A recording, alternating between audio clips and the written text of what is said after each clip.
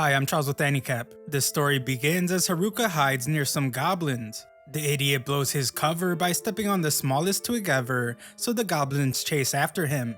Haruka smiles with utter confidence as he jumps into the air, and all the goblins fall into his trap. Haruka is very pleased with himself, as he's doing a great job surviving alone in another world. A look back shows how Haruka got himself in this situation. Haruka has always been a loner, and he explains to us that it's because he just never wanted anything to do with his classmates. He didn't like any of them, and they would just get in the way of what he finds most important, and that's reading. As Haruka looked around his classroom, the divide among the students was very clear. There were the popular girls, the delinquents, the jocks, the class rep, the nerds, and the others category. Haruka didn't belong to any of these groups, but he wouldn't have it any other way. This was when a magic circle appeared out of nowhere. Haruka was excited because it was just like the ones he had read in manga, but he remembered that going to another world is a pain in the ass. The heroes in the manga always ended up having to be around a bunch of people, but that sounded like torture to Haruka. He tried his best to get out of the classroom, but it didn't go so well. All the other students panicked as the magic circle expanded, but Haruka cleverly escaped through an air vent. Unfortunately for him, the magic circle chased him up there, and he found himself in the generic white void place. Haruka knew exactly what to expect from reading so much manga. He wondered where the typical king was, and when his daughter, who was beyond the reach of any nerd, would show up. Some old guy frantically signaled to him, so Haruka realized that this guy was some sort of god. It turns out that the teleporting was first come first serve, so Haruka's classmates were teleported already, and Haruka was left behind. Haruka was allowed to pick his status and skills just before being sent to his new world. A giant board appeared with all the options, but Haruka was disappointed about something. This was the first time the old god summoned so many people, so all of the cheat skills were already taken, and only the worthless ones were left. Haruka took a look at his options, but they were all terrible. One skill was just being able to hold a stick. Some other ones were just good overall general health and walking. Haruka made himself feel even worse by seeing some of the overpowered skills that he missed out on, like 4-element magic. Back to the bad stuff, Haruka found titles like Shut In and Neat. Haruka demanded for the old god to give him more options because he wouldn't even be able to pass the first village with the ones he had to choose from. The old god became fed up, so he decided to just give Haruka all the remaining skills at once. Haruka gained all the leftover worthless skills and he was teleported. In the new world, Haruka is supplied with a bag that can hold unlimited items. Haruka gears up and checks his stats. His stats screen tells him to roll some dice, and he remembers reading about this skill. It allows him to allocate points by rolling dice. Haruka curses the old guy for giving him such a useless skill, and he rolls the dice. He rolls a double M, but Haruka has no clue what that means. He assumes the worst, as he thinks that M stands for masochist. However, his stat screen just tells him to choose which stat he wants to add to.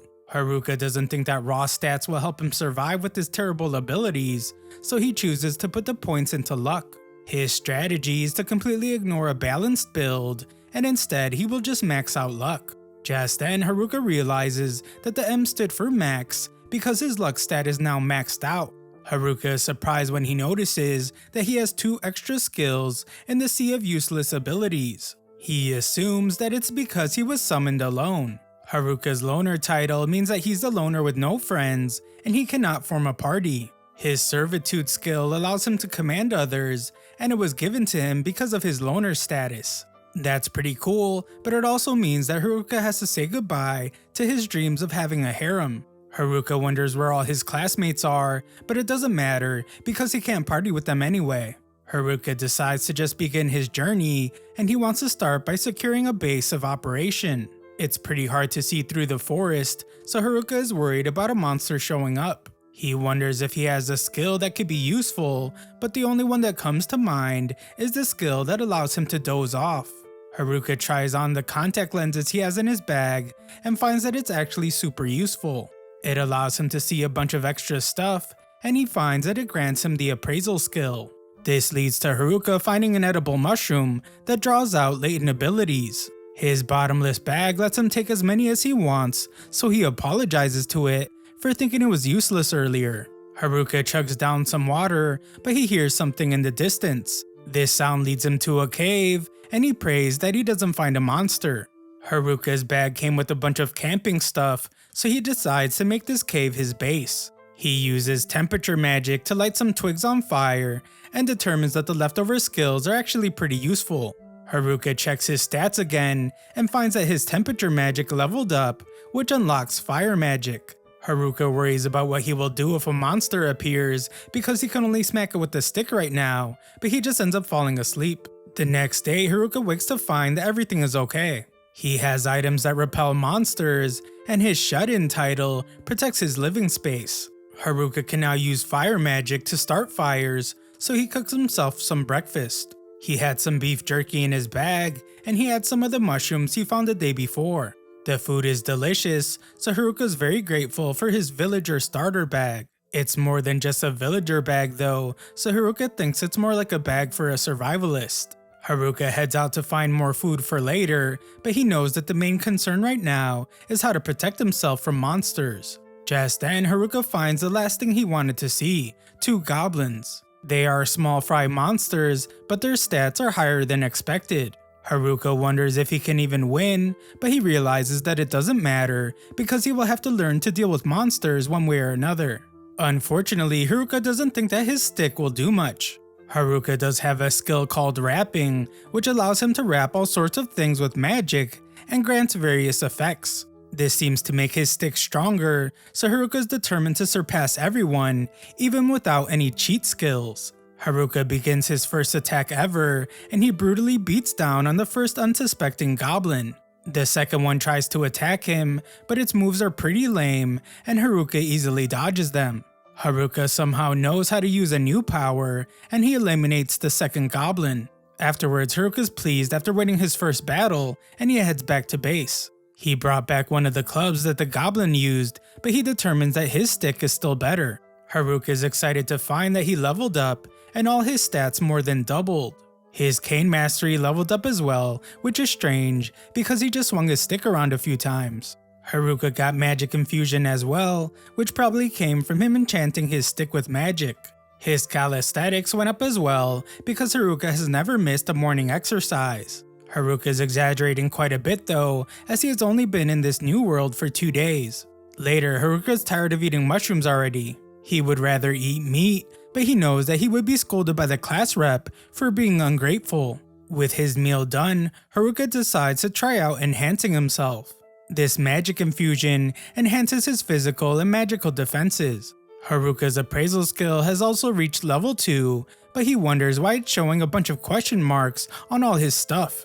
Haruka decides not to overthink things, and he leaves. He celebrates as the forest blesses him with something already, but he realizes that it's just another mushroom. Haruka searches for meat that might grow out of trees, but he remembers that he's supposed to be practicing his magic. Haruka finds that his enhanced body is much lighter, so much so that it feels like he is teleporting. That isn't all, as his dexterity is insane now too. Haruka finds a more powerful goblin, but he easily defeats it. He takes out another, so he is confident that he could defeat even a group of 3 of them now.